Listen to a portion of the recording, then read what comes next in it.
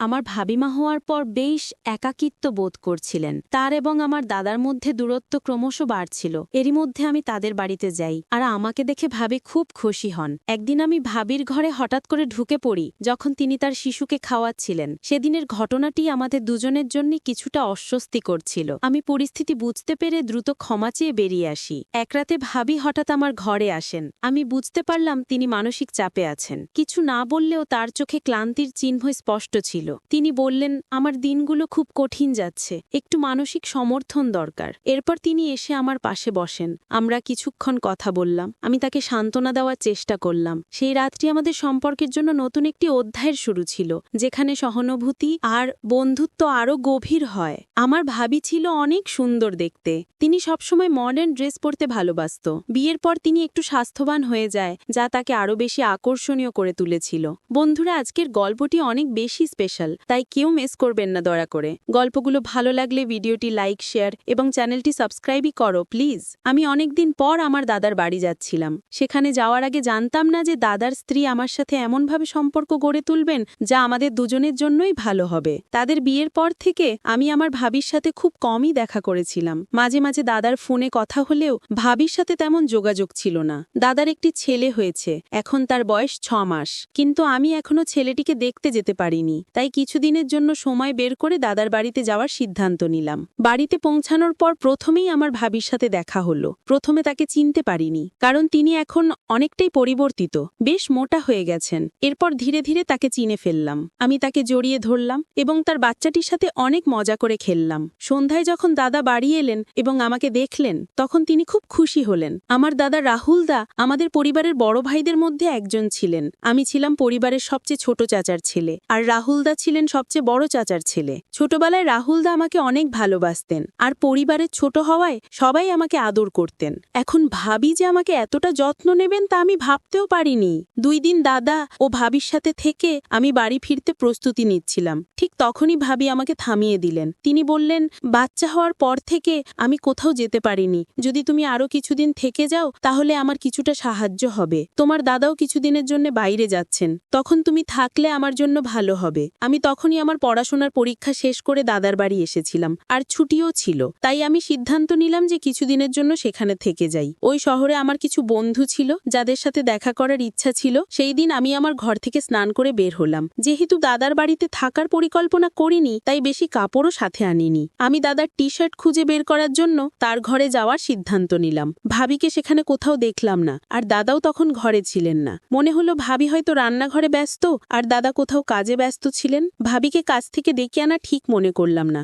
সাধারণত সবার কাপড় আলমারিতে থাকে, তাই আমি নিজেই দাদার একটি টি-শার্ট নিয়ে নেওয়ার সিদ্ধান্ত নিলাম। আমি দাদার একটি টি-শার্ট পরে নিলাম এবং আয়নার সামনে দাঁড়িয়ে নিজের চুল ঠিক করতে লাগলাম। কিছুক্ষণ পর হঠাৎ পেছন থেকে একজন আমাকে জড়িয়ে ধরলেন। ভাবি হয়তো ভুল করে আমাকে দাদা মনে করে আলিঙ্গন করলেন। আমি দ্রুত তার হাত থেকে নিজেকে ছাড়ানোর চেষ্টা করলাম, কিন্তু তিনি তখনও আমাকে ছাড়তে চাইলেন না এবং আরও শক্ত করে জড়িয়ে ধরলেন। ঠিক তখনই দাদা ঘরে ঢুকলেন এবং ভাবিকে আমাকে জড়িয়ে ধরতে দেখে তার চোখ বিস্ময়ে বড় হয়ে গেল। দাদাকে দেখে ভাবি হঠাৎ পেছনে সরে গেলেন এবং বললেন, তুমি যখন দরজায় দাঁড়িয়ে আছো তবে তিনি কে? আমি তখন ঘুরে দাঁড়ালাম, আর ভাবি আমাকে দেখে হতবম্ব হয়ে বললেন, তুমি তো রাহুলের টি-শার্ট পরে আছো, তাই চিনতে পারিনি। দাদা এবং আমি দুজনেই এই ঘটনাটি মেনে নিলাম, কারণ আমরা বুঝতে পেরেছিলাম এটি নিশ্চয়ই একটি ভুল বোঝাবুঝি ছিল। এরপর দাদা আর কিছু না বলে ঘর থেকে বেরিয়ে গেলেন, আর আমিও সেখান থেকে সরে এলাম। আমি ঘর থেকে বেরিয়ে যাওয়ার সময় ভাবি আমার দিকে তাকিয়ে মৃদু হাসলেন। ভাবি কি বোঝাতে চাইছিলেন তা তখনও বুঝতে পারলাম না। দুপুর থেকেই দাদা বাইরে যাওয়ার প্রস্তুতি নিচ্ছিলেন, কারণ রাতে তার ফ্লাইট ছিল।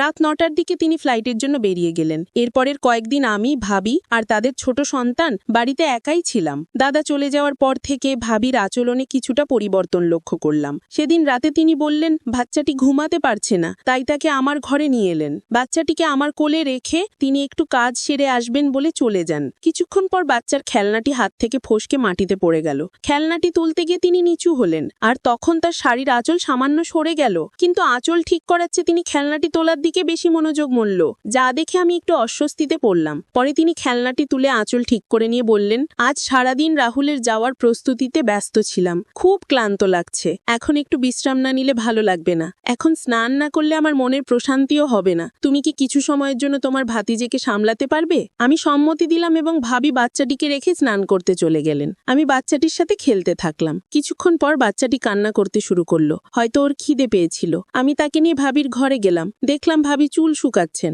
আমাকে দেখে তিনি বাচ্চাটিকে আমার হাত থেকে নিলেন। আমি ঘর থেকে বেরিয়ে আসতে যাচ্ছিলাম, ঠিক তখনই ভাবি বললেন, আমার মাথা খুব ব্যথা করছে, মনে হয় না চুল ধোয়া উচিত ছিল।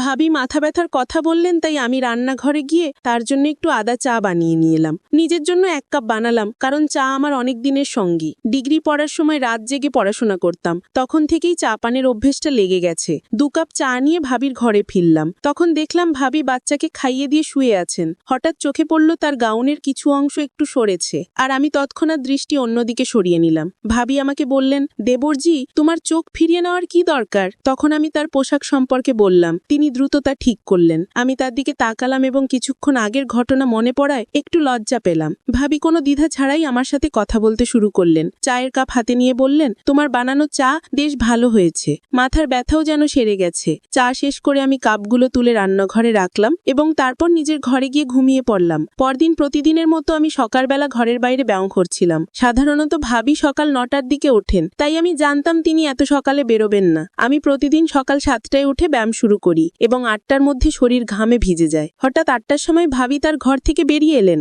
আমাকে এক্সারসাইজ করতে দেখে বললেন, তুমি তো এত ফিট আছো, আমাকে কখনো এক্সারসাইজ করার পরামর্শ দাওনি কেন? বাচ্চা হওয়ার পর থেকে আমার শরীরের অবস্থা খারাপ হয়ে গেছে। আমি হেসে বললাম, কোনো সমস্যা নেই, তুমি আজ থেকে আমার সাথে ব্যায়াম করতে শুরু করো। তারপর ভাবি শার্ট ও প্যান্ট পরে এলেন, যাতে তাকে একটু অন্যরকম লাগছিল। আমি নিজেকে সামনে নিলাম এবং ভাবিকে এক্সারসাইজের ধাপগুলো শেখাতে লাগলাম। এইভাবে আমাদের মধ্যে কথাবার্তা আরো বেড়ে যেতে লাগলো। মাঝে মাঝে ভাবি হঠাৎ দুপুরে আমাকে তার ঘরে ডেকে পাঠাতেন, যাতে তিনি কোনো সাহায্য বা পরামর্শ নিতে পারতেন। এরপর একদিন আমার এক বন্ধুর ফোন এলো যে এই শহরেই থাকতো। তাকে বললাম যে আমি ওই শহরে আছি এবং সে আমাকে দেখা করতে জোর করতে লাগলো। যখন আমি বন্ধুর সাথে ফোনে কথা বলছিলাম, ভাবি আমার পাশেই বসেছিলেন। আমি বাইরে যাওয়ার কথা বলতেই তিনি আমাকে থামিয়ে বললেন, এখন তো আমরা দুজনেই বাড়িতে আছি, তাই তুমি তোমার বন্ধুকে এখানে ডাকো, আমি তোমাদের জন্য ভালো কিছু খাবার তৈরি করব। আমি আমার বন্ধুকে বাড়িতে আসার জন্য ঠিকানা দিলাম এবং ভাবি সেদিন আমাদের জন্য নিজ হাতে খুব সুন্দর কিছু খাবার তৈরি করলেন। আমার বন্ধু সুনীল এলে ভাবি তার সঙ্গে বেশ ভালোভাবেই কথা বললেন, কিন্তু সুনীল চলে যাওয়ার পর ভাবি বললেন, তোমার এই বন্ধুকে ভালো লাগেনি, তার চোখের দৃষ্টি কিছু ঠিক ছিল না। মহিলারা পুরুষের দৃষ্টিভঙ্গি ভালোভাবে বুঝতে পারেন, আর ভাবি হয়তো সঠিকভাবেই সেটা ধরতে পেরেছিলেন। আমি ভাবিকে আশ্বস্ত করলাম, ঠিক আছে, আজ থেকে আমি শুধু তার সাথে বাড়ির বাইরে দেখা করব, আর কখনো তাকে বাড়িতে ডাকবো না। সেই রাতেই বাচ্চাটি খুব কান্নাকাটি করছিল, আর ভাবিও বেশ ক্লান্ত লাগছিলেন। আমি শিশুর কান্নার শব্দ শুনে ভাবির ঘরে গেলাম, তার হাত থেকে বাচ্চাটিকে নিয়ে কোলে নিয়ে শান্ত করার চেষ্টা করলাম। তখন ভাবি বললেন, ভাই, আপনি আমার আর আমার বাচ্চার যত্ন কেমন করে করছেন? রাহুল তো বাচ্চা কান্না করলে পাশের ঘরে গিয়ে ঘুমিয়ে পড়ে, কিন্তু আপনি আপনার ঘুম নষ্ট করে আমাদের পাশে এসে দাঁড়ালেন। তার চোখে জল দেখা গেল। ভাবি বললেন, আমার পেটে অনেক যন্ত্রণা হচ্ছে, আমি ভেবেছিলাম তার জন্য কিছু গরম পানীয় তৈরি করে আনবো। তখনই তিনি আমার হাত ধরে বললেন, কিছু আনার দরকার নেই, এটা আমার শারীরিক সমস্যার কারণে হচ্ছে এবং আগামী কয়েকদিন এমনটাই চলবে। ভাবি হঠাৎ করে তার মাথাটা আমার কাঁধে রাখলেন। আমি বুঝলাম সম্ভবত তিনি বেশ ক্লান্ত আর অসুস্থ বোধ করছেন। বাচ্চাটাও তাকে সারাদিন বিরক্ত করেছে। তাকে আরাম দিতে আমি তাকে বিছানায় শুইয়ে দিলাম এবং মাথায় আলতো করে হাত বোলাতে লাগলাম।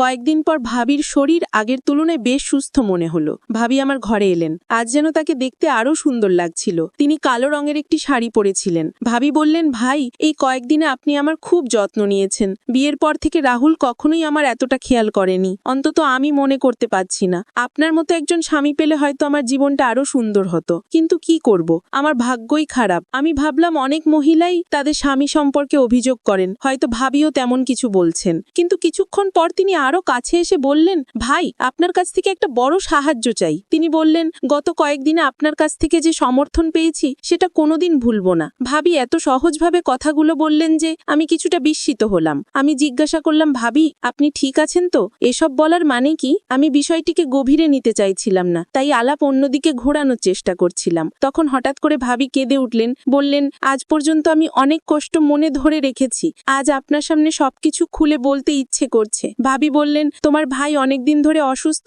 আর তার প্রভাব আমাদের ছেলেও সহ্য করছে। জন্ম থেকেই আমার সন্তান দুর্বল। তোমার ভাইদের অসুস্থতার কারণেই এমনটা হয়েছে। যদি গাছের শিকড় দুর্বল হয়, তাহলে ডালপালা কি শক্তিশালী হতে পারে? আমি অবাক হয়ে বললাম, ভাবি, তুমি এসব কি বলছো? তোমার কথাগুলোর মানে পুরোপুরি বুঝতে পারছি না। ঠিক তখনই ভাবি আমার দিকে ফিরে আবেগপ্রবণ হয়ে বললেন, ভাই, আমাকে বিশ্বাস করো, আমি মিথ্যে বলছি না। এরপর তিনি তার ঘরে গিয়ে আমার ভাইয়ের কিছু মেডিকেল রিপোর্ট নিয়ে এলেন। বললেন, তোমার ভাইয়ের অসুস্থতা সম্পর্কে তুমি জানোই, আমার সন্তান সন্তানও খুব অল্প বয়সে নানা সমস্যায় ভুগছে, আর আমি নিশ্চিত নই সে কতদিন সুস্থ থাকবে। এখন আমাদের কাছে খুব বেশি সময় নেই, তাছাড়া তোমার ভাই তো বাড়িতেও নেই। ভাবি আমাকে গভীরভাবে দেখলেন এবং বললেন, তুমি তো বুঝতে পারছো এই পরিস্থিতিতে একজন মায়ের কত কিছু চিন্তা করতে হয়। তিনি সাহায্যের অনুরোধ করলেন, আরও বললেন, আমার এমন এক স্বামীর